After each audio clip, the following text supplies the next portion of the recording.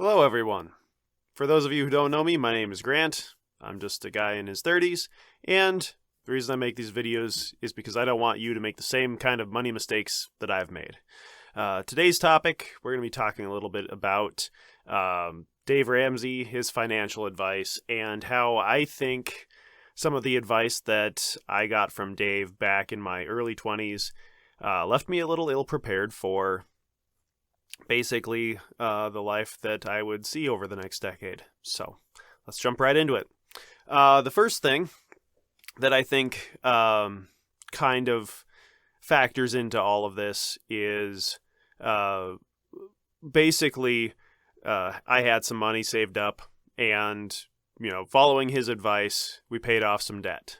It was student debt, and paid off, I think, one full loan essentially. But it was about $10,000, and one thing we could have done with that money is paid down a little bit more. Basically had a bigger down payment on the house that we ended up buying about a year after that. So would have gotten us a better, I think, not necessarily interest rate, but we would have skipped out on a decent amount of monthly payments in terms of PMI, private mortgage insurance.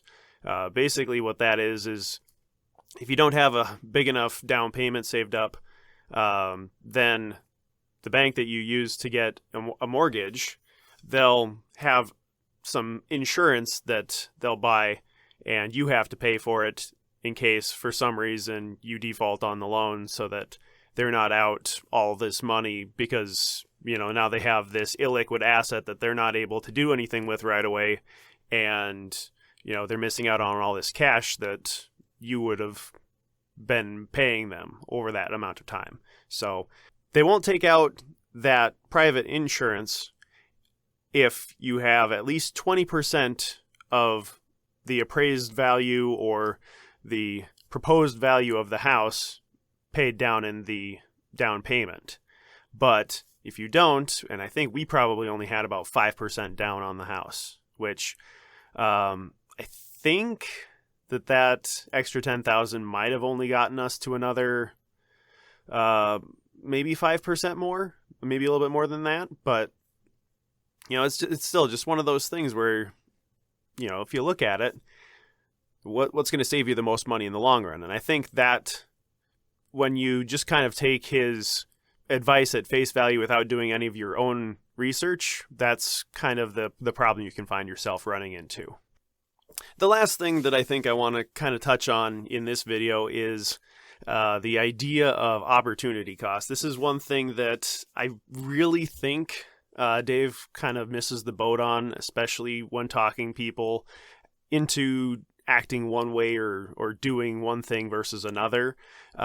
He doesn't really tell people that they should kind of run the numbers themselves and figure out, okay, what about your personal finances is something that's going to make more of an impact on you. I think a lot of what he kind of advises is based off of sort of this psychology, and I guess I don't know exactly where the idea of sort of the debt snowball came into play as being the psychologically superior preference for people who are in debt trying to get out of debt. I've heard of other ways of paying off debt, things like the debt avalanche, which that's going after loans that have a higher interest rate than necessarily the smallest balance, because that's going to theoretically save you more money in the long run if you can pay off something that's you're paying 11 or 12% interest on versus something that you're only paying like 3 to 6% interest on. And I think to a degree, some of that comes in where Dave's advice, he's kind of banking on the fact that the smallest balance that you're going to have is also going to be one of the higher interest rate ones, like a credit card. So, that would make sense. High interest and it's a low balance, get that paid off. But then there's other situations where, you might have, let's say, an 8% interest rate on some sort of let's call it a longer term, like a home improvement loan. If you have 8% on a balance of like $40,000 and, you're paying, maybe you got a good, or maybe it's a student loan. So we'll use that as the other example. And the student loan, you're paying maybe 5% on, and you've got, $10,000 or $20,000 left on that. Well, you can tell that paying a little bit extra on the home improvement loan is going to save you more money in the long run, but just following Dave's advice, don't do that. And I think having that as the sort of end-all be-all doesn't quite make sense to me.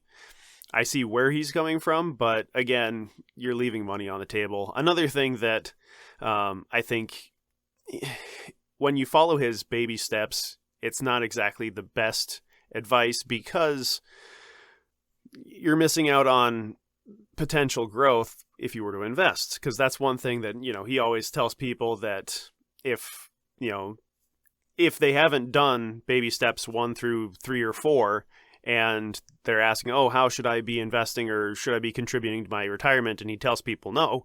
Well, that seems kind of disingenuous to me as well, because if you look at, how investments have performed and behaved over the history of the stock market, and again, this isn't investing advice, but just keep in mind that the trend over time has typically been for the stock market to go up.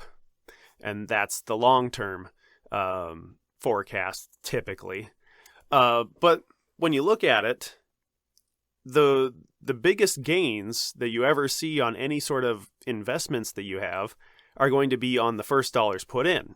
So why would you want to delay putting in any sort of money for a retirement until 10 or 20 years down the road after you've got all of your debt paid off, when if you had put even, $1,000 in at the onset of when you started making money and could be contributing to a retirement account, that money would have earned who knows how much money compared to whatever kind of student loans or car loan or whatever you might be paying off at that time. So I think really what my point here is trying to boil down to is that, honestly, even though there are these gurus and people who try to tell you what to do because either that's what works or that's what they've seen in the past and it makes the most sense for one reason or another, ultimately you should be doing your own homework, your own research, and taking a look at the numbers and just going, hey, does this make sense to me? Because if it doesn't, really, why are you paying attention to that advice then?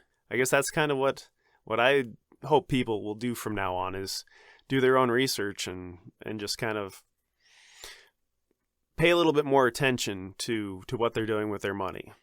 So I guess now that we're at the end of the video, what are your thoughts? Have you taken a look at the baby steps and sort of formed your own opinions about them, good or bad? If so, feel free to drop them in the comments. If there's anything else that you'd like me to discuss on this channel, I'd love to hear it. If you felt like this video was helpful for you, feel free to share the love and the video in all of the usual ways. Thanks for watching. I appreciate you. I care about you. And I'll see you in the next one.